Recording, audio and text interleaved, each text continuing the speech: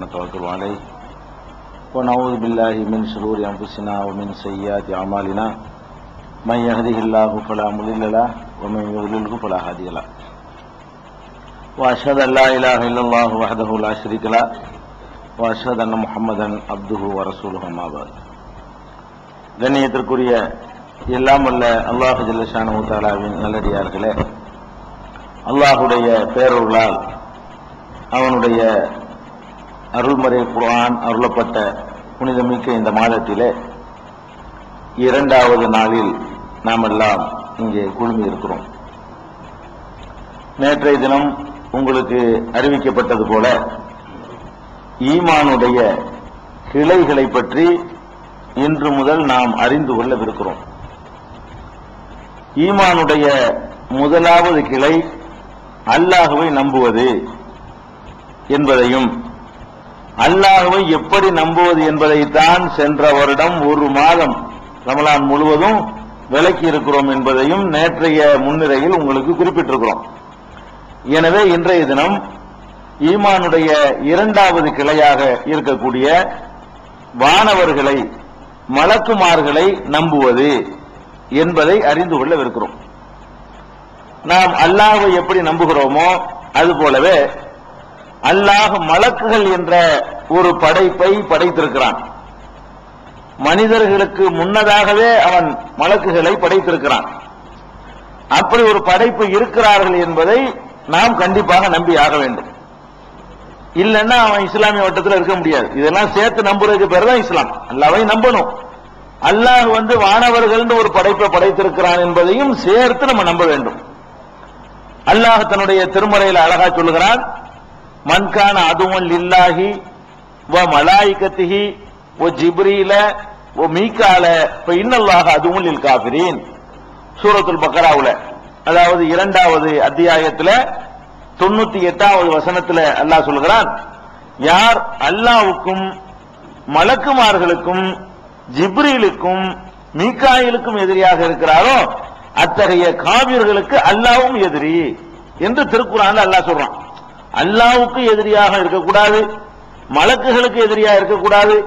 அதுல குறிப்பாக பர்டிகுலரா ரெண்டு மலக்குகள் பேரை சொல்லி ஜிப்ரீல் மீகாயிலுக்கு எதிரியாக இருக்கக்கூடாது என்று சொல்வதன் மூலமாகவும் அதை எதிர்த்தான்னு சொன்னா அவன் காபிர்கள் அல்ல, அதாவது இந்த காபிர்களுக்கு அல்லாஹ்வும் எதிரின்னு சொல்றான். அப்ப நான் அல்லாஹ்வை நம்புவேன், மலக்க நம்ப மாட்டேன் அப்படின்னு ஒருத்தன் சொல்றான்னு வைங்க, அவன் அல்லாஹ்வை நம்பல.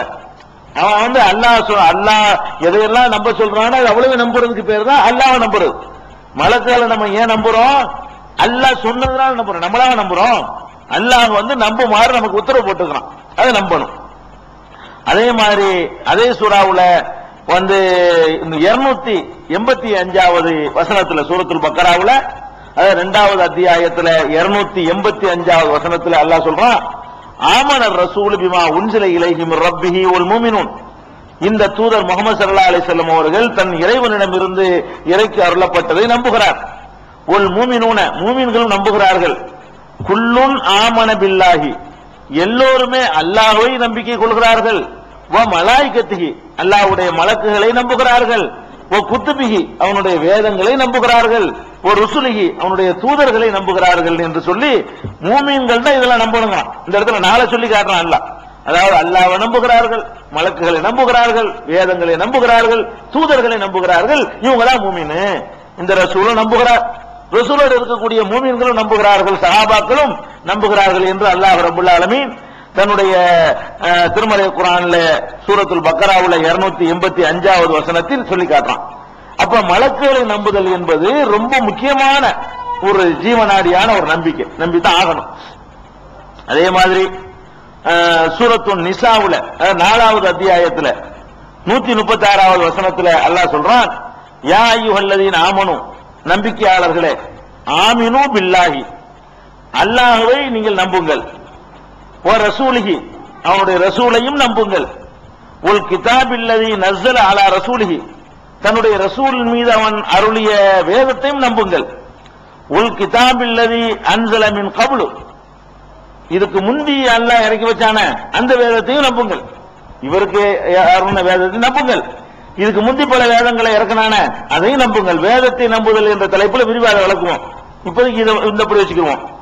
ஒமை யக்ஃபுர் பில்லாஹி, இது சொல்லிவிட்டு அல்லாஹ் சொல்றான், யார் அல்லாஹ்வை நிராகரிக்கிறானோ, ஓ மலாயிகத்திஹி மலக்குகளை நிராகரிக்கிறானோ, ஓ குத்துபிஹி வேதத்தை நிராகரிக்கிறானோ, ஓ ருசுலிஹி அவனுடைய தூதர்களை நிராகரிக்கிறானோ, ஒல் யௌமில் ஆகிரி இறுதி நாளை நிராகரிக்கிறானோ, ஃபக்கத் வல்ல வலாலம் பஈதா அவன் ரொம்ப தூரமான வழிகேட்டுக்கு போய்விட்டான். சாதாரண வழிகேட்டுக்கு போகல, ரொம்ப தூரமான வழிகேட்டுக்கு போய்விட்டான் என்று திருமறை குர்ஆன்ல 4:136 வசனத்தில் அல்லாஹ் சொல்லி காட்டுகிறான். எதுக்கு இது சொல்றோம்னா, முதலில் நம்பி ஆக வேண்டும். எப்படி நம்ம ரெண்டாவது விளக்கம் வச்சுக்கிறோம். முதல் விஷயம் என்னன்னு கேட்டா, மலக்குகள் என்று ஒரு படைப்பு இருக்கிறார்கள் என்பதை நாம் நம்பி ஆகணும். சரி, நம்பணுங்கிறது கன்ஃபார்மா தெரிஞ்சு போச்சு. எப்படி நம்புறது அப்படின்னா, முதல்ல நம்ப வேண்டிய விஷயம், அவருடைய ஒருத்தர் நம்புறதா இருந்தா எதிலிருந்து உருவாக்கப்பட்டார் மூலம். இப்ப மனிதன் இருக்கிறோம், நம்முடைய மூலம் வந்து மண். நம்முடைய தகப்பனார் ஆதம் அலைஹிஸ்ஸலாம் அவர்கள் மண்ணால் படைக்கப்பட்டிருக்கிறார். அதே மாதிரி ஷைத்தான் இருக்கிறான், அவனுடைய மூலப்பொருளாக அல்லாஹ் யூஸ் பண்ணது நெருப்பு. நெருப்பிலிருந்து அவனை வந்து அல்லாஹ் ரப்பல் ஆலமீன் படைத்திருக்கிறான். அவன் மலக்குகளுக்கு எந்த மூலத்திலிருந்து அல்லாஹ் நாடினால் மூலம் இல்லாமல் படைக்குவான். அல்லாஹ் அந்த மூலப்பொருளை படைச்சது அவன் தானே. அல்லாஹ் நாடுனான்னு சொன்னா மூலப்பொருள் இல்லாமலும் படைப்பான். ஆனா மலக்குகளை பொறுத்த வரைக்கும் ஒரு மூலப்பொருள படைக்கப்பட்டதாக நபிகள் குர்ஆன்ல இல்ல, நபிகள் நாயகம் ஸல்லல்லாஹு அலைஹி வஸல்லம் அவர்கள் நமக்கு சொல்கிறார்கள். சஹீஹ் முஸ்லிம்ல 5314வது ஹதீஸ். அதுல நபிகள் நாயகம் ஸல்லல்லாஹு அலைஹி வஸல்லம் சொல்கிறார்கள், குலிகத்தில் மலாயிகத்து மின் நூர், வானவர்கள் மலக்குமார்கள் ஒளியால் படைக்கப்பட்டிருக்கிறார்கள். நெருப்பிலிருந்து படைக்கப்படல, நெருப்பிலிருந்து வரக்கூடிய வெளிச்சம் இருக்குது, அதிலிருந்து படைக்கப்படுகிறார்கள். நெருப்பிலிருந்து நேரடியாக படைக்கப்படாம அதிலிருந்து வரக்கூடிய வெளிச்சம் இருக்க பிரகாசம், ஒளி, ஜோதி, அந்த ஜோதியிலிருந்து ஒளியிலிருந்து வானவர்கள் படைக்கப்பட்டிருக்கிறார்கள் என்று நபிகள் நாயகம் ஸல்லல்லாஹு அலைஹி வஸல்லம் அவர்கள் சொன்னது ஆயிஷா ரலியல்லாஹு அன்ஹா அவர்கள் அறிவிக்கிற ஹதீஸ். சஹீஹ் முஸ்லிம்ல நிறைய நூல்கள் இருக்குது. ஒவ்வொரு நூல்கள் சொன்னா போதுங்கிறதுக்காக தான், ஆதாரப்பூர்வமான ஹதீஸ் என்பது ஒன்று சொன்னா போதும். சஹீஹ் முஸ்லிம்ல இடம்பெற்றிருக்கக்கூடிய ரொம்ப ஆதாரப்பூர்வமான ஹதீஸ். அப்ப வானவர்கள் ஒரு படைப்பு நம்ம நம்பணும். அதை எப்படி நம்பணும்னு கேட்டா, அவர்கள் ஒளியால் படைக்கப்பட்டவர்கள் அப்படின்னு நம்பணும். அடுத்து நம்ப வேண்டிய விஷயம் என்னன்னு கேட்டா, அவங்க எவ்வளவு பேரு வானவர்கள் படைக்கப்பட்டிருக்காங்கன்னா அதுக்கு ஏதாவது ஒரு லிமிட் இருக்குதா? ஒரு 1000 பேர் இருப்பாங்களா? ஒரு 10,000 பேர் இருப்பாங்களா? ஒரு 1,00,000 பேர், 1 கோடி பேர் இருப்பாங்களா? அப்படிங்கிற மாதிரி இருக்குல்ல, அதுக்கு ஏதாவது நம்பர்கள் இருக்குதா என்றால் பயான்கள் ஆளாளுக்கு நம்பர்களை சொல்லுவாங்க, எத்தனை லட்சத்து எத்தனை ஆயிரம் சொல்லுவாங்க.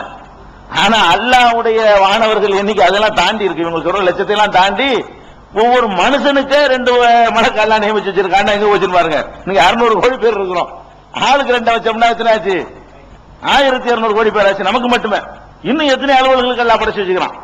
அதாவது ஒரு மனுஷனுக்கு 2 பேர் எல்லாம் படைச்சு வச்சிருக்கிறான். அதாவது எழுதுறதுக்கு, நம்முடைய காரியங்களை எழுதுறதுக்கு 2 பேரை தான் படைச்சிருக்கிறான்.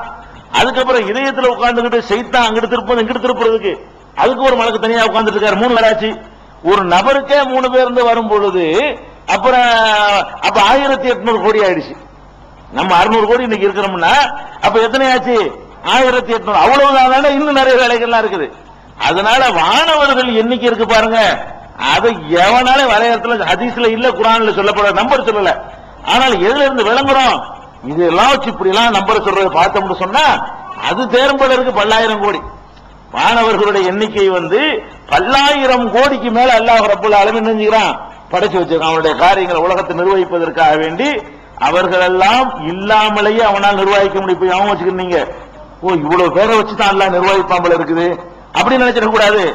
அல்லாஹ் தனக்கு நிறைய ஏவலாள்கள் இருக்கிறதுங்கிறதுல அவனுக்கு ஒரு பெருமைக்கு அவன் சொந்தக்காரன்.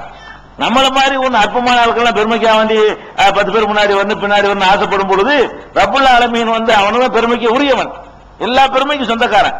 அவன் அதுக்காகத்தான் அதை உண்டாக்கி வச்சிருக்கான்.